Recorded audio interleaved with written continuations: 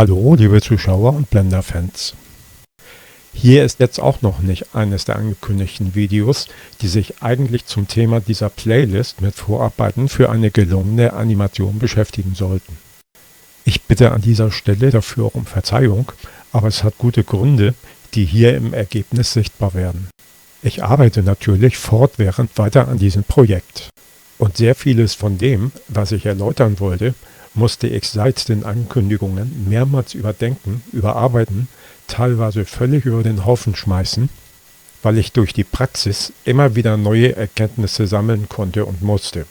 Kurzum, hätte ich die avisierten Videos in der ursprünglich angekündigten Reihenfolge erstellt und veröffentlicht, hätte ich rund 2/3 der Inhalte in einem speziellen Video korrigieren und gerade rücken müssen. Und das kann es auch nicht sein. Kommt noch hinzu, dass sich vor kurzem die Grafikkarte meines Entwicklungs-PC verabschiedet hat und ersetzt werden musste, was bei meinem überschaubaren Budget gar nicht so einfach war. Die gute Nachricht ist, dass diese Videos selbstverständlich kommen werden, aber nun fundierter und nachvollziehbarer. Und alles spiegelt sich in dieser rund 30 Sekunden dauernden Animation wider, die ich hier präsentiere. Und für die ich wegen der erwähnten Erfahrungen fast 4 Monate gebraucht habe.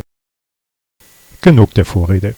Wir werden meine Lara in einer kurzen Action sehen, mit einem Outfit und einem bisschen Humor, welches ganz entfernt an ihren Auftritt in Tomb Raider Legend in Tokio erinnern soll. Und, da kommt sie schon. Also viel Spaß mit dem kurzen Clip. Hallo Süße, bleib doch mal stehen. Ist was? Zeig uns doch mal was. Aber gern.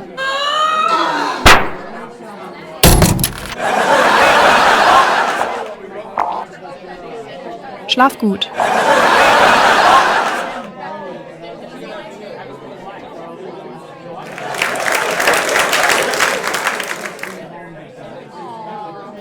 Bis zum nächsten Video und wie immer, bleibt alle gesund.